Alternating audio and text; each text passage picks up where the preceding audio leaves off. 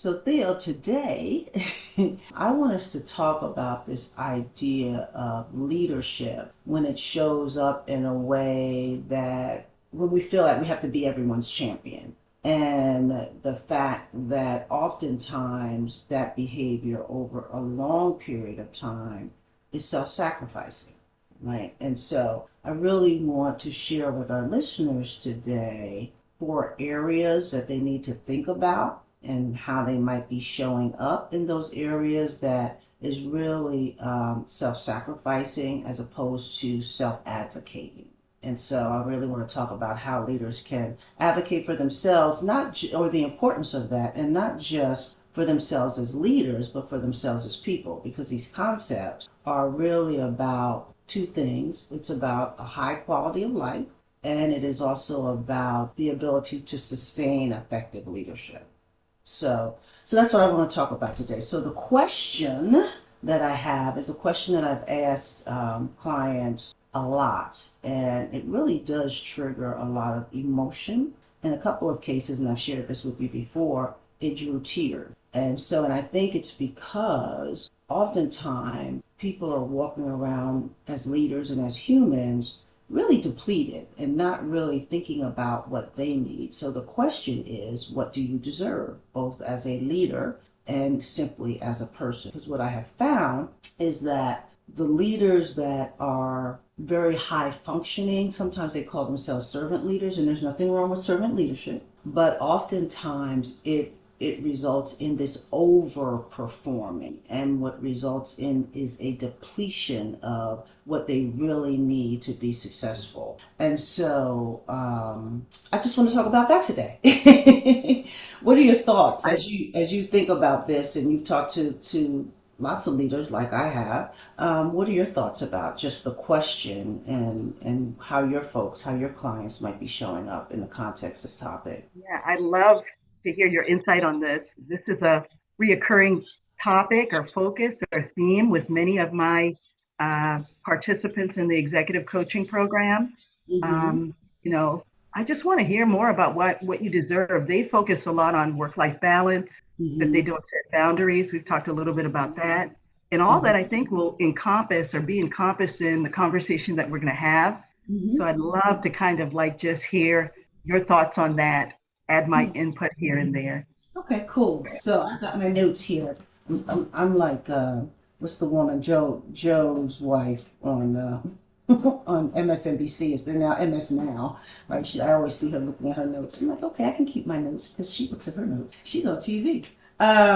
So this idea of overfunctioning, because I think that that's really where it's coming from a leadership perspective, and what is happening, I believe, in the career of a lot of leaders is that their overfunctioning is rewarded. So it's rewarded as being high performing. They're getting promotions, they're getting accolades, they're seen as essential individuals. So there's really no external signal that says, hey, you are headed toward burnout, right? The feedback loop is really broken, right? And then one day, what leaders see is that they're just exhausted in a way they can't explain. I call it like just feeling like out of sorts. I have those days myself, even today. And so it's not failing at the job, but it's just depleted at a deeper level that is really hard to explain, like something is a little off.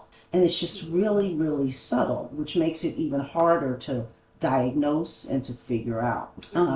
But when we move into that phase, judgment narrows, decisions that we make from a place of survival as opposed to strategy, and relationships suffer because we begin to withdraw and isolate. And so creativity as it relates to innovation and the impact you can have on the organization, that dries up as well. And it's not because a leader is not capable, it's simply because they're running on empty. They're just running on fumes and may not even realize that. So what I have seen in terms of the most effective leaders is that they are not necessarily more capable or competent or stronger. They've simply learned how to advocate themselves. And that's what this whole thing is about. When we think about being self-sacrificing, it's because leaders are not advocating. So before I move in, I've got like 4 areas where I think it's going to be really significant or impactful or important for leaders to advocate for themselves. There's 4 areas. So being self-aware, we're going to drill down on that. Being more resilient, and resilience is going to look a little different in the context of this conversation. Ensuring that you have great relationships to give you the support that you need, and then empathy. Not only empathy for others, but ourselves as leaders. So before I move into that, I do want to give you an opportunity to just think about, I see you taking notes, like what are your thoughts thus far? I love this. I wrote down a couple of things. When you said overfunctioning is often rewarded, and I wrote down until it's not, and then you said that, so that was so much in alignment. And then the times, and I'm sure we'll get in. I don't want to get ahead of us, but in the times when it's no longer rewarded for some reason, and I'd like to look at this on 2 levels: personal for myself and professional as a executive coach. So as I look at times with myself as a business owner, and even before being in corporate America, when I've overperformed and it was rewarded, and then all of a sudden, it stops. Mm-hmm. Mm-hmm. Somehow I've self-sabotaged myself. I've done something that's caused that. And you're right, burnout, feeling Mm-hmm. out of sorts, feeling depleted. So I'm 100% with you. And I'd like to say one more thing before we delve more. Learning to self-advocate. I'm sure you'll talk about this. It's been frowned upon in a way for so many decades that if you Mm-hmm. speak up for yourself, you're no longer a team player. You're no Right. longer on the team. You're a Selfish. dissenter. Yeah. So I just want to, delve in. So take me through this journey. I am your person, Uh, adding what I can as we go. It's interesting as I was listening to you talk, I'm thinking about a leader that I met years ago when I first started coaching, and she was in internal audit, and she was telling me how well, I don't know if she was in internal audit, but she was telling me how there's some type of review that the organization goes through for them, and there are scores, right? And so she was always pushing her team to like get the highest score possible, 98, 99, 100. And then what she learned was that people across the organization, her peers were actually, and she was putting pressure on herself and her people. And then what she learned from her peers is that they were actually laughing at her because it's like nobody gets 98, nobody gets 100, like good is good enough at like 86, right? And she was overperforming, pushing her team to overperform, stressing herself out. As a matter of fact, at that point, I think she was like on a stress leave because she was just pushing, pushing, pushing, pushing. And sometimes I think that goes to this idea of we create a standard in our head that we think is required, and it's only required by us. And so not only are we putting pressure on ourselves, but we're putting pressure on our team. So let's start with this idea of self-awareness, because you can't change what you can't see, what you're not aware of. And so oftentimes I start there with leaders because I can tell something's off. And I'll ask, like, what is the thing that exhausts you? What is the thing that's draining you and taking your energy? And I get responses like, well, I feel like I have to solve everything. I never ask. I'm figuratively everyone's emergency contact. So it's like everybody comes to me because I'm the one that has to have all the answers.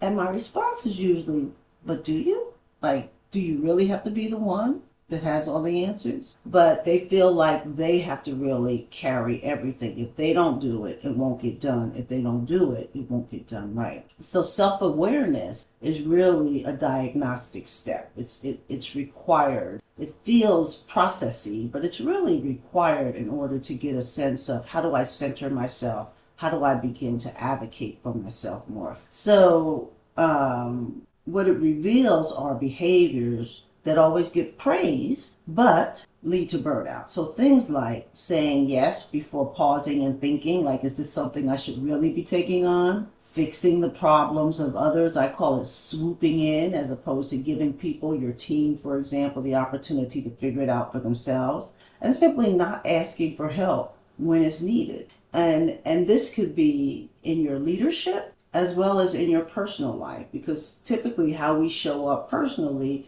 is going to be how we show up professionally, right? And so I'm thinking about, this is not a professional example, it's a personal example. When my mom was here with me, one day I took her to the park, and she was in one of those fold-up chairs. Not really, it was kind of this, not a full wheelchair, but one of those fold-up chairs that you could put in the thing. But it didn't have, in the trunk, but it didn't have the things for her to put her feet on. At least I didn't have them with me that particular day. So I had rolled her to this pavilion, and we were sitting there talking, and now it was time to get back to the car. Well, by now she's tired. So where before she was holding up her feet, now she wasn't holding up her feet. And it was, when I tell you it was a hassle, it felt like it was a 10-mile journey back to the car.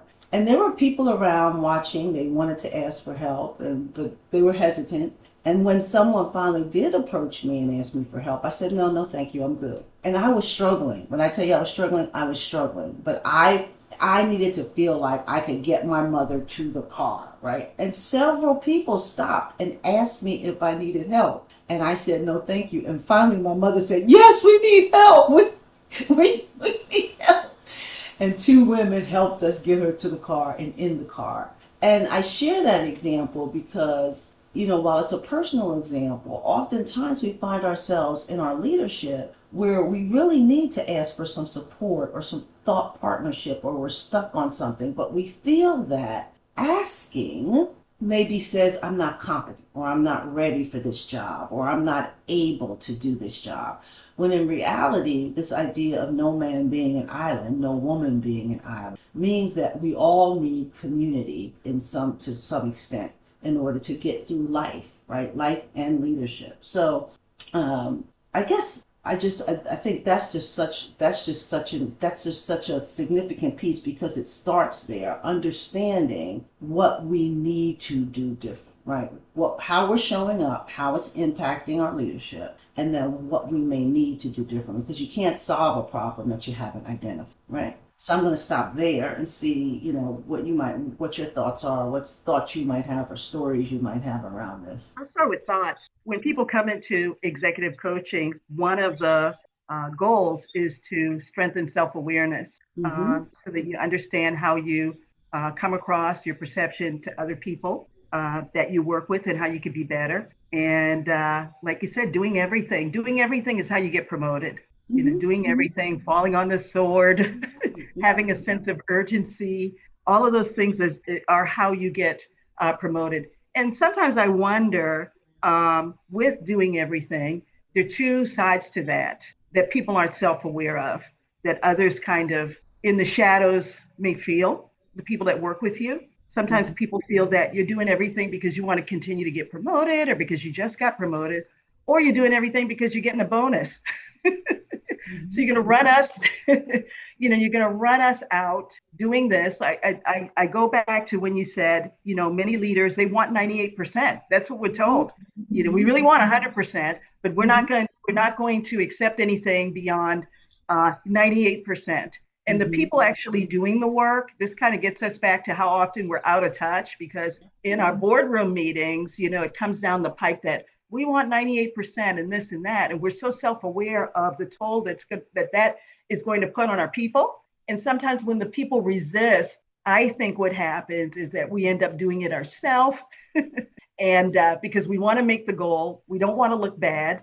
And we say yes to things that sometimes we don't. Self-awareness is also that sometimes we don't say no with the right legitimate reason as to why, because we're so ingrained. What's ingrained is always say yes, always find a way, always go for 100%. And these are all things that, in the end, if we go back to something that you said, and I didn't write it down, when you get back to self advocating, I guess I'll use that. Mm-hmm. Self advocating is that sometimes I'm going to say no. I'm going to give Mm-hmm. you a legitimate, rational reason why. Yeah. I don't think that this is the time that we do this, and that takes courage. But in spite of that, we've got like how we saw back in the day in the cartoon, you had the conscious, you had the good conscious and the bad conscious. It's the same thing when you're sitting in the boardroom and the C level says, we're going to do such and such. In your mind, you're like, my team can't do that. We're underfunded, understaffed. We don't Yeah. have the resources, so and so. And it's because we want to achieve this so that we can be and you get so caught up Yeah. in the vision that you're like, yes. And in the end, you get back to your people, you think we can't do this. And you end up putting so much on your own shoulders because you want to be able to go back and show that Theo's team went above and beyond. That's what we get incentivized for and recognized for, is going above and beyond.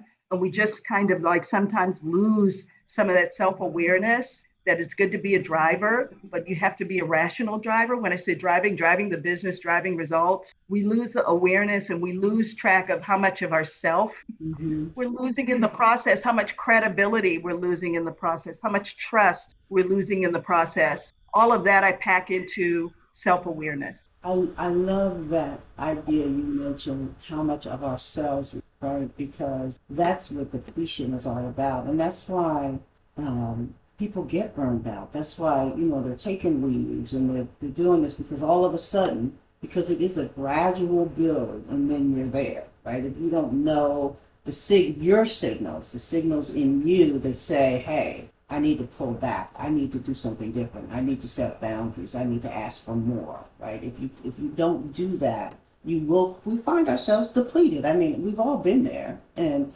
sometimes it's not a big thing, it's a small thing. Like I know when I need to take a break. I know I'm not, because I'm not just not on top of things. I'm not organized. I can't focus.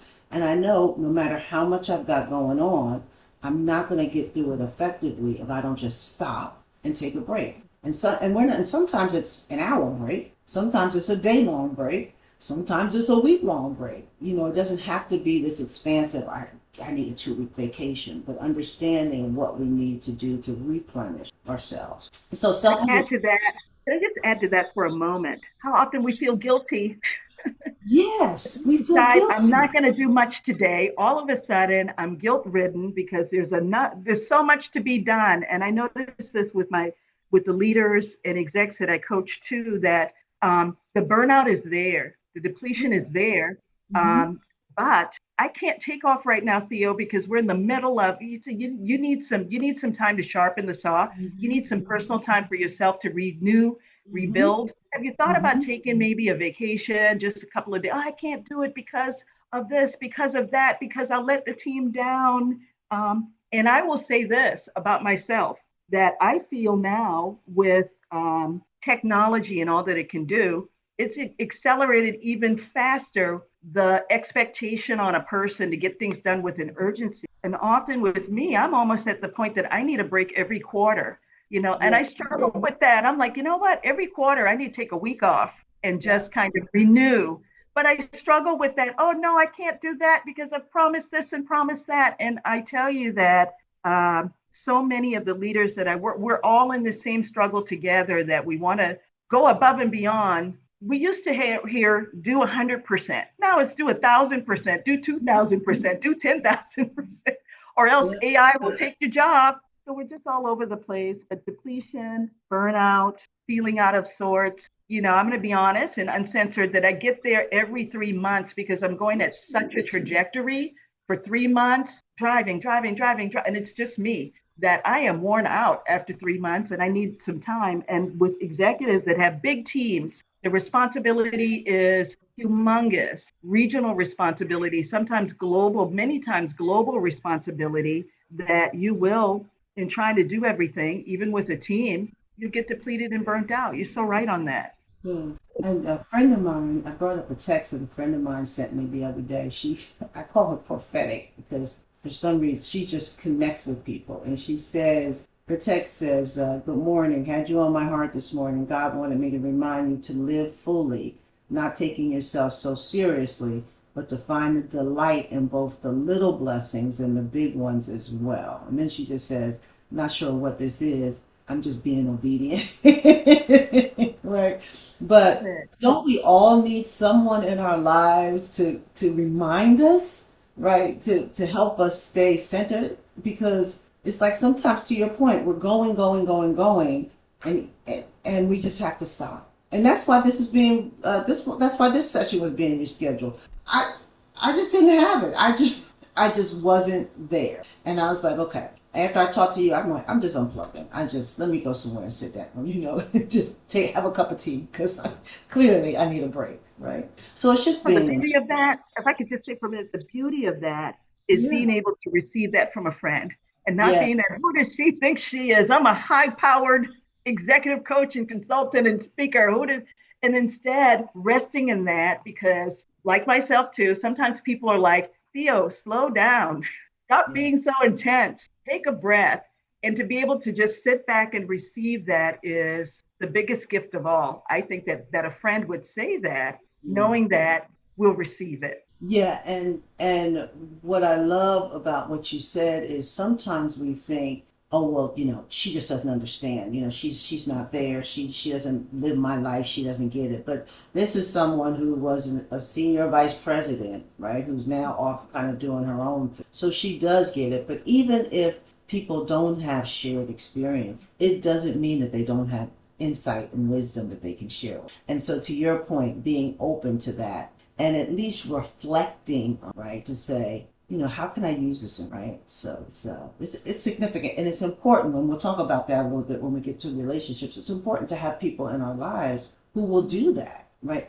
Totally unsolicited, right? So it's wonderful. So we've talked about self-awareness and the importance of understanding what the behavior looks like and getting a sense of what we need to do differently. So now I want to talk about this idea of what resilience looks like, just in the context of this conversation of what do you deserve and self and advocate yourself. And sometimes for leaders, resilience looks like is simply pushing through. But in the context of this conversation, resilience is really about recalibration and capacity protection. That's what it's about because when we recalibrate and when we protect our capacity, we're going to come back better. And that resilience is about coming back better, not just pushing through it and getting it done or getting it accomplished or having that experience, but coming back better.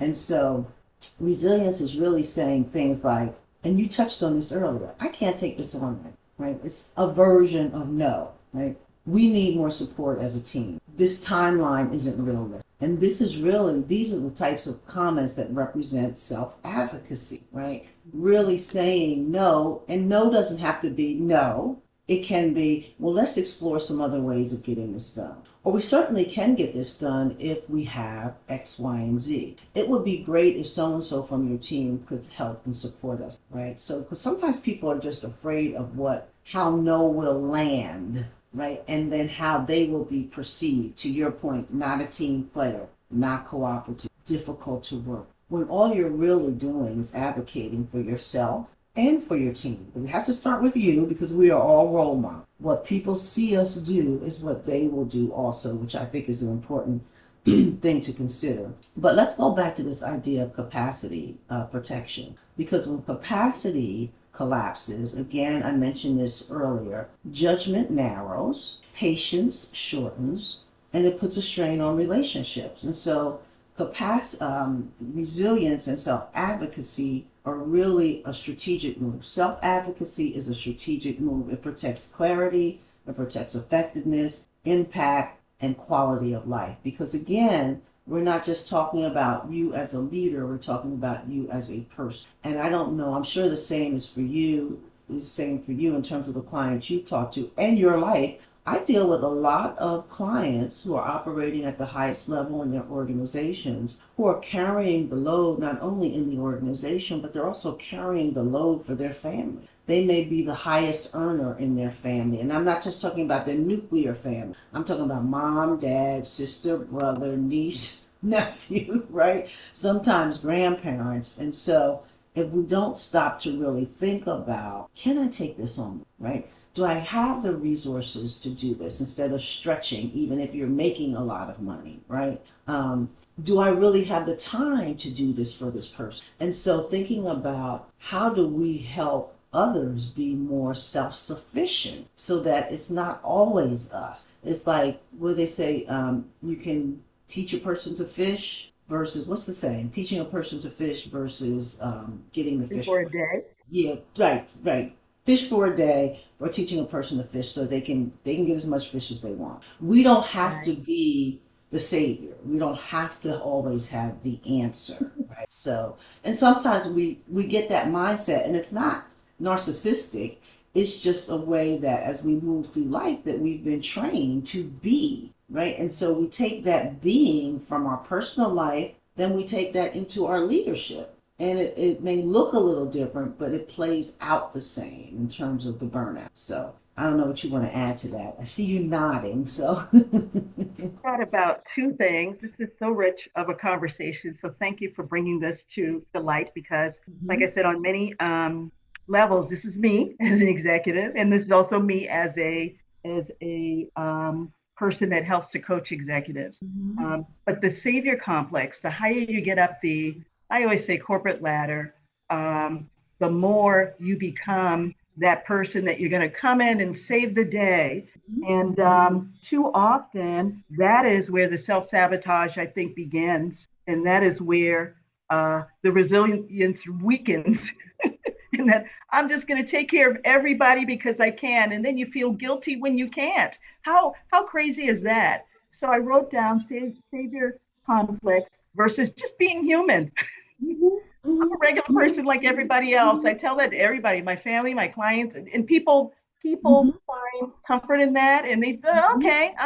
I know a lot, but I'm just like a regular person. And then the mhm, second thing, when you started this whole, moving to the topic of resilience, I thought about how often people say, "Fake it till you make it." I hate that. I hate mhm. that comment because again, what it leads to is self sabotage, a lot of Mhm, pressure. No, don't fake it till you make it. If you don't know, if you don't understand, if you don't have the capacity to do it, it's finding the right way to communicate it. That's where mhm, I think the rub sometimes is that we don't know how to say no. We're not taught. We're taught always say yes to everybody and fake it till you make it. At some point, it'll happen. No, at some point you collapse, you get burnt out. And this is the thing. I'm sure you share this with your people too. When you burn out, and maybe the burnout is a health scare, and now you're off for a few days because you've been told by the doctor you got to have bed rest, or you're in the hospital sometimes, or something's happened. Guess what? Things are chaotic for maybe 1 or 2 days, but people fall in place over time. They fall in place over time. And what I've seen in some of the people that I coach is that it's a little perturbing to them that all of a sudden that things were chaotic because I was gone, but all of a sudden people find ways to make things happen. And now I feel like, well, I don't want them to feel that they don't need me. So I've got to come back in and burn myself out again and try to do everything. I don't know if this is the direction because I'm always taking you on a whole totally different direction. But this is just how I'm feeling about this. This is such an important topic on so many levels. And it really, when we show up that way, it really does create this expectation that we will continue to show up that way, right? So going to the self-sabotage point, we're in a lot of ways we're doing it to ourselves, right? And so we really need to think about again, how are we showing up? And I'm going to talk about this idea of resentment in a few minutes because we create an expectation that then others they just expect us to show up that way and then we begin to resent it when the reality of it is if we step back and become more self-aware and diagnose the situation what's really going on is oh I created this problem because I'm always showing up this way. I'm always performing at the absolute highest level. Sometimes good is good enough. Right? It's sometimes good, it's good enough. And there are times when we do need to excel, when we do need to go beyond good to great. And then there's some place in the middle, I don't know what it's called, right? But there has to be something in between good and great that is more than good. You know what I'm saying? That is more than appropriate in terms of being able to succeed as a leader. And so it's just interesting what we do to ourselves. Well, anyway, we've talked about awareness and diagnosing. We talked about resilience. Now I want to talk about relationships because when leaders overfunction, not only do they get tired, but they get alone because depletion leads to isolation. What we do is we put our heads down and we're like, okay, I just need to get through this. I just need to get through this. I'm not going to ask anybody for help. I'm not going to delegate. I'm just going to make it happen, right? And so we stop asking for help again, we stop delegating, and we stop letting people know when we are stretched too far because we're all somewhere just trying to make things happen. If I can just get through this. So I think what's important to highlight here is oftentimes as leaders, we equate competence with endurance. If I can get through it, that will demonstrate how good I am at what I do. I don't want to come across like I'm not strong enough or like I need support because I shouldn't need support if I'm good enough at what I'm doing. And so the most effective leaders don't go it alone, but they build relationships that provide support. And I think of it too, I've been talking with clients a lot about community because it's so important to have a community of people to support you inside the organization and outside who support you as much as you support them. So it's a reciprocal kind of relationship. So that not thinking in terms of I don't want to be perceived as someone who takes. No. When you're in community, you can be in community with one or two people. You are supporting one another. There's trust, there's collaboration, there's vulnerability, there's relatability. And I think leaders need to think more about what does my community look like. We often talk about from a business perspective network. And oftentimes people confuse having a network with networking because they're two different things, right? And so now I've started to talk about community because I think people can relate to that. And I say a community is the same as your network. Who is in that community? Who is in that network? Because the reality of it is that support is not weak. Isolation is weak when we intentionally isolate ourselves. So, what thoughts do you have? Many. I'm not going to go into all of them.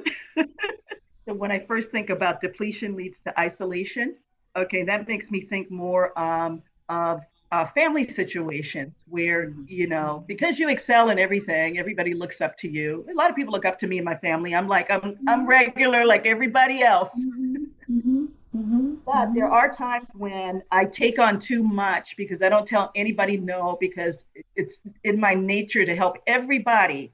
And then mm-hmm. I overwhelm myself with that. And this happens in business too.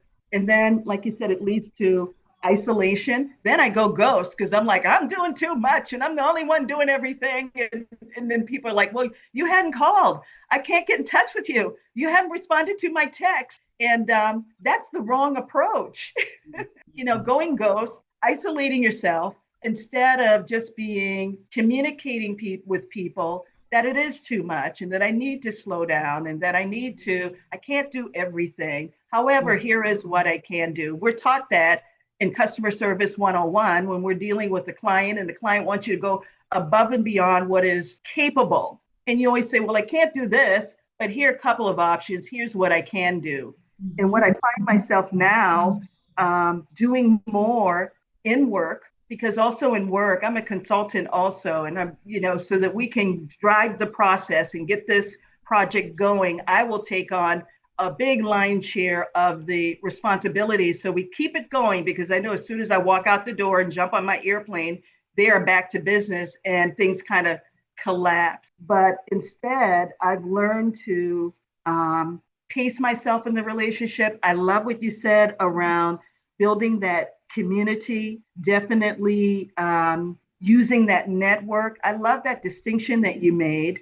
That what, instead of running off and being the hero to do everything, and then when you come back, it's all done. Utilize the network that you have so that you're not depleted, so that you don't feel that overburdened, burnout, out of sorts. That's powerful. So I love that distinction around networking versus network. And when I take it back to the relationship in our business relationship, we have many people that we have that are supporters. We don't even utilize. Right. Because again, we want to seem competent. We can do it all. We are Wonder Woman or we're Superman. And Mhm.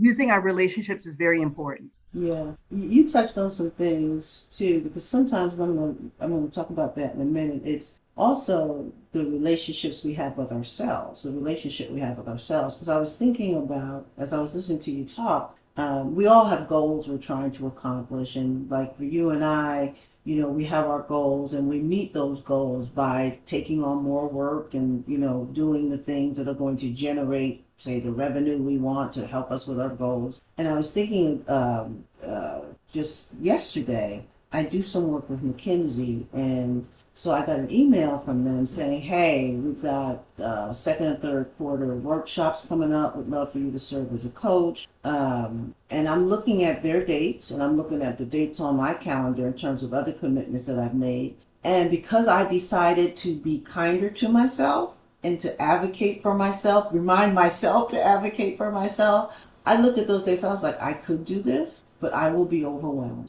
and I will be stressed out. And so I'm going to lean in the direction of me as opposed to what McKinsey needs. And I'm going to be okay. Yes, it's more revenue, nice, but at what expense? And so after I for the third I checked for a third time and walked myself through the dates. I was like, no, I can't do this. I just can't do this because I know what it's going to result. And so I sent them a note. Thank you so much for the opportunity.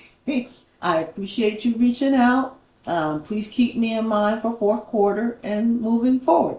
And left it at that and felt really good because I advocated for myself. I made myself advocate for me, right? And sometimes it's as simple as that. It just doesn't always come from others. Sometimes it's what we pile on. Well, that's what we've been talking about, what we pile on ourselves and then get stressed out. We resent for whatever reason.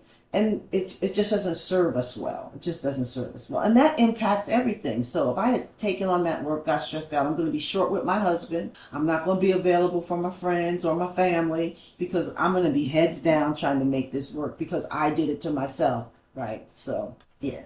And how often do people say, we didn't ask you to do all, when you're like, when you moved heaven and earth, well, we didn't ask you, and you're like, now you're falling on your sword and you're so upset and you feel kind of like, wow, all of this and nobody even appreciates it. We didn't, we're appreciative that you did, but we didn't ask you, I didn't expect you to like kill yourself to come and do this presentation for us next week. All you had to do is say no. No. But it also takes me back from the text I got from my girlfriend because that was in my mind too. It's like, all right, don't take yourself so seriously. You're not the savior. You aren't the only, they're going to call somebody else. You're not the only one who can do this.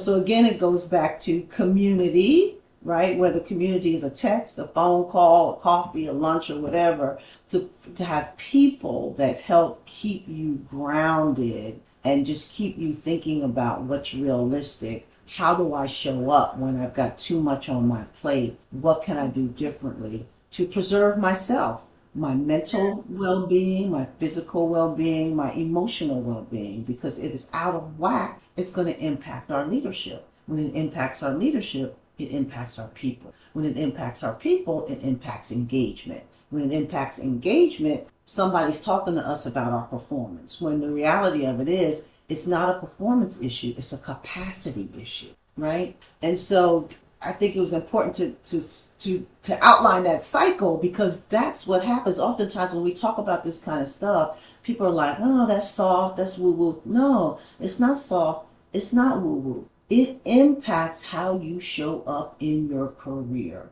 as a leader, as an individual contributor, whatever role you have in the organization. It's going to impact, and ultimately it will impact how people perceive your performance. And that's just the reality of it. I've seen it happen. I've seen it happen. Anything you want to add before I move on? Amen. So it is, so it's been said. Keep on. All right, so we've talked about self-awareness and diagnosis. We've talked about resilience and being able to say no. We've talked about relationships and community. Now we're going to talk about this idea of empathy. Because sometimes we really need to look at, again, and I said this earlier, our relationship with us. We give lots of people grace. We give them patience. We give them second chances. But we are not always as kind to ourselves. We don't empathize with ourselves. Empathy is important for others, but it's important that we empathize with others, but it's also important that we empathize with ourselves and give ourselves. And so teams, clients, families, and I think I've really kind of touched on what I wanted to say about that, except that there are tapes running through our heads, right? We have our voices. We have our voices. If we verbalized what we say to ourselves, to a direct report, to a family member, to a friend, if we said the kinds of things that we say to ourselves to others, we'd have no relationships. We'd always be in HR, right? Because we are so tough on ourselves. Like, how could you be so stupid, right? How could you make that mistake, right? How could you? How could you? Why did you? You're this, you're that. When in reality, and you said it a couple of times, we're human. We're human. And so we deserve the same type of grace and kindness that we give others. And how many times, because I know I've heard it a lot, how many times have you heard a client say, I'm tougher on myself than anybody else could be? It's human nature. We all do that. We could get positive feedback, all this positive feedback, and get one constructive. And what do we focus on? We don't focus on the positive feedback. We focus on that one thing that somebody said we could do different, we could have done differently, or we could have done better. When in reality, we are all a work in progress. None of us are perfect. And what I know for sure is imperfection is a human condition. We all suffer from it, right? So when we mess up, we're not the only one in the world messing up. I have leaders say to me, well, I don't want to say anything in meetings because, if I'm not familiar with the topic or if I say something wrong. And I ask, how many meetings have you sat in and you've heard people say things that don't make any sense at all, that are so disconnected from the thought, but nobody holds it against them? What they know is this person has contributed to the conversation. So you sitting at a table, not wanting to say anything because you don't want to get it wrong, leaves the question, why are you at the table? Right? Because here we got this tape going on. I can't be wrong. I've always got to be right. I've got to be perfect. Particularly with leaders. They're so afraid of being seen as incompetent. At least that's been my experience because I coach a lot. That they don't show up. They just don't show up. If we are kinder to ourselves and realize we're not always going to, and think about not getting it right as being a learning experience, not how could you have gotten that wrong, but asking ourselves a question, what can I learn from that experience? Because I got it wrong, but I want to ensure I don't get it wrong again.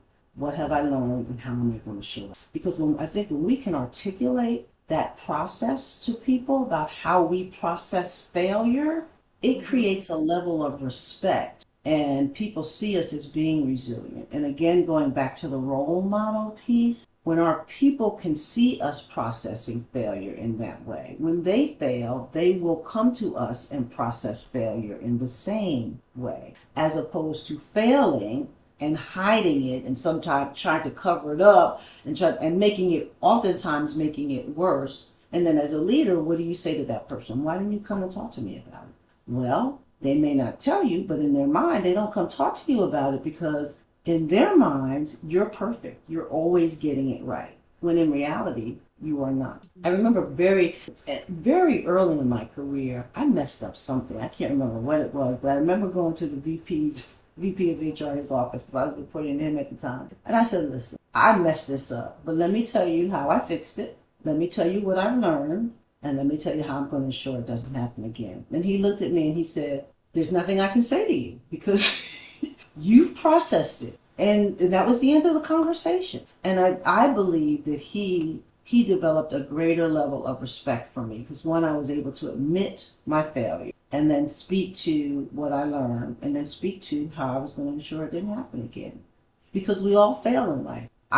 There are leaders who say that they have had the success that they've had because of the failures. When we don't fail, we're not learning. We stay in our comfort zone. I remember sitting in on talent review meeting because it was my responsibility to coordinate and organize those meetings and make sure leaders came prepared. And there was one individual, Steve Greenfield, and I'm in touch with him now every now and then on LinkedIn. High performer. I mean, the organization sent him like across the world and something needed to be dealt with. But now we're talking about performance, promotion, advancement, opportunity. And what the CEO said was, he always gets it right. He has not had enough failure. We cannot promote him because we don't know how he's going to respond to failure. He's had way too much success. So then the assignment became, Kim, figure out what we can give him that's going to allow him to fail so we can actually see how he responds to failure. Organizations value resilience, and we have to demonstrate resilience, and we can't demonstrate resilience unless we fail. I wrote down a couple of things. I'd like to start with, because you have so many great points just in talking about empathy. But I think about when you're early in your career, Dr. Kim, everybody advocates for you so that you can get promoted. Someone sees how exceptional you are at getting the project done, at communicating, at strategic thinking, all of these great things that make a good business leader. And you move up because people have advocated for you all along the way. And because you want to live up to their expectations, you go above and beyond, you stretch your capability and so on. And that leads to self sabotage down the road. But what happens where we become stifled is that we're so accustomed to people advocating for us that we never create, I guess, the mental strength. I would think it's the mental strength of advocating for ourselves. So then when it's time for me to say no, or when it's an opportunity that I know that, this is just going to stretch, or for some reason, I'm a yes person. I have to really, it has to be a really strong no. So I'm not saying you say no to everything. I say yes to 90% of things, but there are things that you need to say no to every now and then. But I think that that's the first point, is that because people advocate for us, I've always had people advocating for me. That's how I catapulted to where I was. I never had to advocate for myself until I got to a high level position. And it was like, nobody left. It's all about you. However, so that's number one, is that, we need to learn what's the communication. What does that sound like to advocate for yourself and not come across as a, you're against the organization or whatever. The second thing that you talked about that resonated with me was giving ourselves grace. And I go back to, with that, having empathy for myself. I didn't get everything I needed to get done last week. So I committed Saturday, I'm going to pile up and do all of this stuff. And then Saturday, my brain said, no, no, we're not doing none of that. We're not looking at anything. We're going to watch movies, chill, eat potato chips, and call it a day. And to give myself grace that, Theo, you deserve some time off, because if you don't have time off, like you said, it's going to lead to judgment, impatience. It's going to lead to sabotaging relationships. So that's important. And then the last thing that you talked about was lessons learned. And we often talk about how often when we're helping execs, leaders, through challenges that they've experienced, when you ask what was the lesson learned, you gave a great example of how you took the initiative to go to your leader and say, I messed up, and here's the lesson, here's what I've done, and here's the lesson learned. But that's something, self-advocating for yourself. I think that's not grammatically correct the way I said that, but advocating for yourself. And then second, stopping so that you can figure out what is the lesson learned. This challenge happened for a reason. Like you say, sometimes you have to have a failure so you can push back and look, okay, if that were to happen again, what would I do differently? And also, so that does not happen again, what must I start, stop, continue? I'm big on that. But out of this, what you deserve, you've got to kind of step back on just those two things. What's the lesson learned? Mm-hmm. And the second thing is you teaching us how to advocate for ourselves. Maybe that's a part two. You give us, what do we need to say? Or maybe you've got that in here. Okay. I've got some thoughts, but that's a conversation that could definitely be built on. But one of the things, going back to failure, that I want to highlight, and I always talk to leaders about this, because you raised a point, taking on something that is more challenging. That's out of our, if we're subject matter experts, and many leaders are functional leaders as opposed to enterprise leaders. And sometimes when organization gives us a stretch assignment that is out of our realm, it's because they're trying to broaden our leadership, right? And so I always encourage leaders to ask this question: how will failure be supported? So I'm likely to mess up as I'm moving through this project, learning things that I've not done before. How will my mess ups, how will failure be supported? And asking that question on the front end allows you to go into that stretch assignment more informed, feeling more comfortable with making a mistake. Because now you know I can go talk to this person about that mistake because we've talked about it before I've made any mistakes. We don't often think about just asking that question, and I think it's such a strong and powerful question. It will probably even throw the person that you're asking back on their heels because it's a question people don't ask. So, just a thought. So to wrap up this empathy piece, what I want to say is that lack of empathy for ourselves is a form of self-abandonment. We're just abandoning ourselves, and that leads to depletion. That leads to, so we can perform and we can deliver, we can do it depleted, but we can't lead with clarity, with presence, and the kind of influence that actually changes people and positively impacts organization. And when you're being hard on, particularly when you're being hard on yourself every hour of the day. So turn off the tapes or change the narrative. So, all right. So we've talked about these areas. We've talked about self-awareness. We've talked about resilience. We've talked about relationships. We've talked about empathy. Now let's discuss, to your point, what that might look like a little bit, just to give folks something to do after they listen to this conversation. And it really does start with reframing this idea of self-advocacy, because it's not selfish, it's not a luxury, it's really, excuse me, a leadership responsibility. When we as leaders protect our capacity, so our energy, clarity, our relationships, we're really protecting our ability to lead. And every person on our team benefits from a version of us that is not running on fumes. In order for us to lead effectively, we've got to manage ourselves.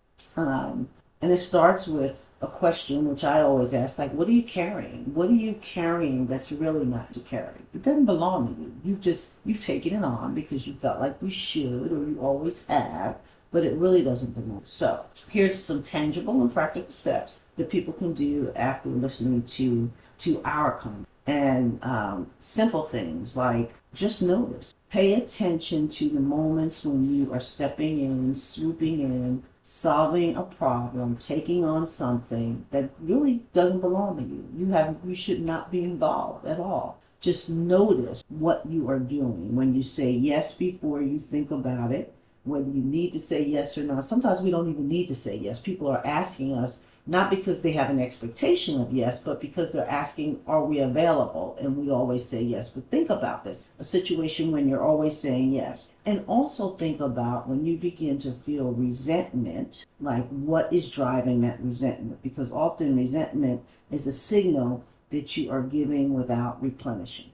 And it's something, again, that we're doing to ourselves. We're sabotaging ourselves, but we resent others because we created an expectation that now people, they expect us to show up in that way because of how we've shown up. So notice, then make an ask. Ask for something, whether it's more resources, more time, whatever it is. Don't be afraid to make the ask, because oftentimes leaders are so out of practice asking and receiving that simply making the ask is a big step forward. So what's one thing you can ask for, or what's one thing you can ask of a person that will make your life a little easier? Baby step, baby step. I have a client, when she and I first started talking, because she's a perfectionist and everything has to be a certain way. So we started with how she shows up at home. And she says, when she has to do the laundry, she has to fold the clothes, she has to iron, she's got to do this, she's got to do that. I said, suppose you just ask your husband to help you. Suppose you ask your oldest child to help you. What would that look like? What would that feel like? Just ask. She wasn't asking, but she was taking on so much and then showing up to work exhausted. Right. Asking, just make the ask. And then finally, pay attention to self-talk. If you wouldn't say it to a team member, a family member, a client, a husband, a child, don't say it. Don't say it to yourself. So take notice when you're saying yes, when you're taking on things, when you're solving problems that really are not yours. Take notice when you begin to feel resentment, because that's a sign of depletion. Make a simple ask, baby steps, because when you get an affirmative response, then you can do more, and pay attention to your self-talk. And so the question really underneath all of this is where we started. Like, what do you deserve? What do you deserve as a leader? What do you deserve as a person? Not as a reward for something you've done, not as a someday I'm going to do this thing, but the right now for the leader you already are, for the person you are. Because, and you said this earlier, the leadership was never meant to require you to lose yourself. Mm-hmm. It's not a requirement. So, what I do want to do is share that we've put together a simple kind of reflective workshop that we're going to attach to this particular conversation, and really give people an opportunity to work through a few questions to figure out areas of change where they can do more to advocate for themselves, and really use it as a point of reference. Always return to it. Print off copies, because as things change, there'll be more other areas for you to address. So that's all I have. That's all I have for our listeners today, Theo. How would you wrap us up? How would you kind of bring a close, put a bow on this conversation? Two things. One is, how do I internalize this information? Because I'm a lifelong learner, so I learned a lot from you today. What I've learned, to repeat what you've said, is that I need to refrain self-advocacy. What I've learned from you is that to get what I deserve, I need to stop saying yes and pause before I think about it, and that continue to be in the moment. So I want to continue to do that. What I would say to our listeners is that this is a great conversation to have within an organization. When we think about training, we're always thinking about training people on how to be more business-like, more strong as a leader, more strategic.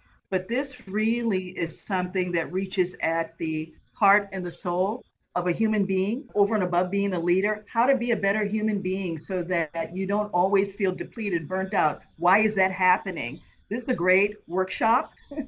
So I'm going to say that if this is something that you are interested in, please reach out to Dr. Kim, because she's, as you can see, an excellent facilitator. I've learned so much from this, but please reach out, download the information that we have available, because these are the types of conversations that we need to have within our organization.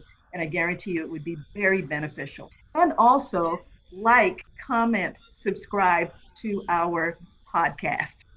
Absolutely, absolutely. All right, all right. Until next time.